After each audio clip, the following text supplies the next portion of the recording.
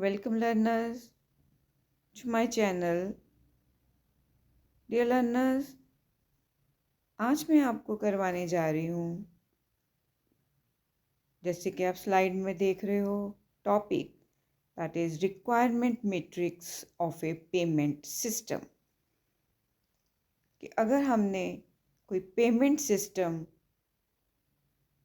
बनाया है या बनवाना है तो उसकी कौन कौन सी ऐसे रिक्वायरमेंट्स मैट्रिक्स हैं जो एक पेमेंट सिस्टम को सक्सेसफुल बनाते हैं।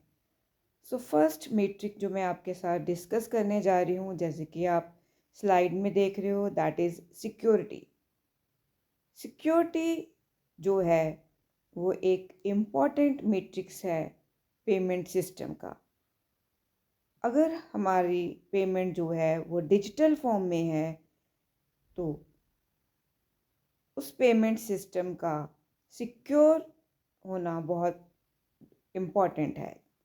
Security is a massive cause of concern when payments become digital in nature. जब पेमेंट डिजिटल हो उस टाइम जो सिक्योरिटी है वो सबसे पहले फर्स्ट मेट्रिक बन जाता है पेमेंट सिस्टम का। Right from the need to being able to assure that personal information would not compromise.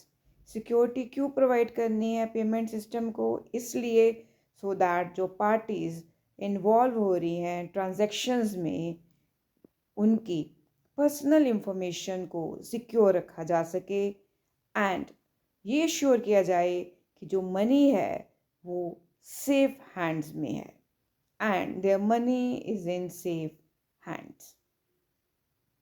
So I hope कि आपको इसका जो फर्स्ट मैट्रिक है वो पता चल गया होगा।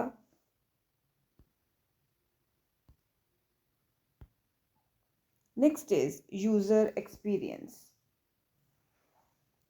Companies are taking user experience seriously. Yes learners, it's very important कि जो पेमेंट सिस्टम है उनको यूज़ किसने करना है? यूज़र्स ने करना है। अगर इंटरफेस ही जो है वो यूज़र फ्रेंडली नहीं होगा तो यूज़र उस सिस्टम को यूज़ नहीं कर पाएंगे। सो कंपनीज जो हैं उनका मेन फोकस है कि ऐसे इंटरफेस को डिज़ाइन किया जाए जो ट्रांजैक्शंस करने वाले यूज़र्स हैं उसको ईज़िली क्या कर पाएँ, समझ पाएँ। So companies are taking user experience seriously and quite a few of them are innovatively redesigning crucial interfaces.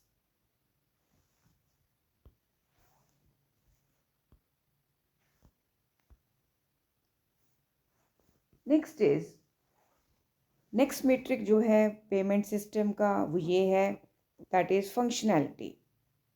जो पेमेंट सिस्टम है उसको एक टेस्ट पास करना पड़ता है ये श्योर करने के लिए कि जो सिस्टम है वो फंक्शनल है। So functional testing comprises of functionality testing कि जो पेमेंट सिस्टम है वो प्रॉपर ट्रांजैक्शंस कर रहा है। Software testing organisations are providing end to end test coverage. जब पेमेंट सिस्टम बनाया जाता है सॉफ्टवेयर कंपनीज के थ्रू तो वो ये श्योर करती हैं कि जो पेमेंट सिस्टम है वो फंक्शनल है, ranging right from the requirement gathering stage in order to ensure that defect rates are reduced. इसका मतलब ये है कि जो पेमेंट सिस्टम है उसके ऊपर सॉफ्टवेयर टेस्टिंग करी जाती है और ये श्योर किया जाता है कि जो यूज़र के रिक्वायरमेंट्स हैं उसको ये पेमेंट सिस्टम जो है वो फुलफ़िल करेगा और इसमें कम से कम डिफेक्ट्स होंगे।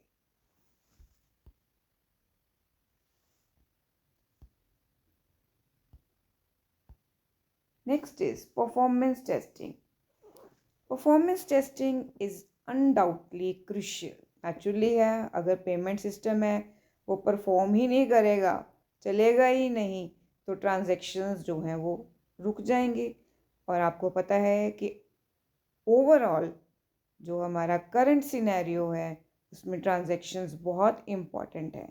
सो performance testing is necessary to gauge that overall the application will respond like it has been intended to, कि जो एप्लीकेशन बनी है ट्रांजैक्शन करने के लिए वो वैसा ही परफॉर्म कर रही है जैसी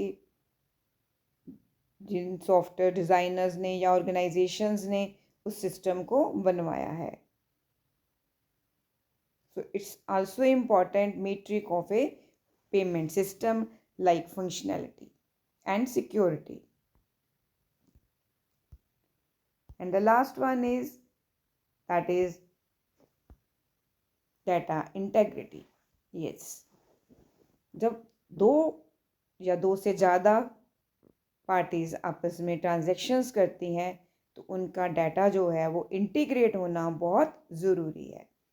सो compromising such data can have disaster consequence.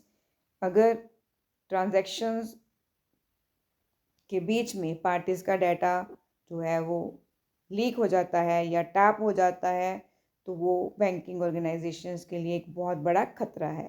तो ये एक और मेट्रिक है पेमेंट सिस्टम का कि जो डाटा है पार्टीज का वो इंटीग्रेट होना चाहिए। And banking organisation must take care to never be at the receiving end of such a disaster.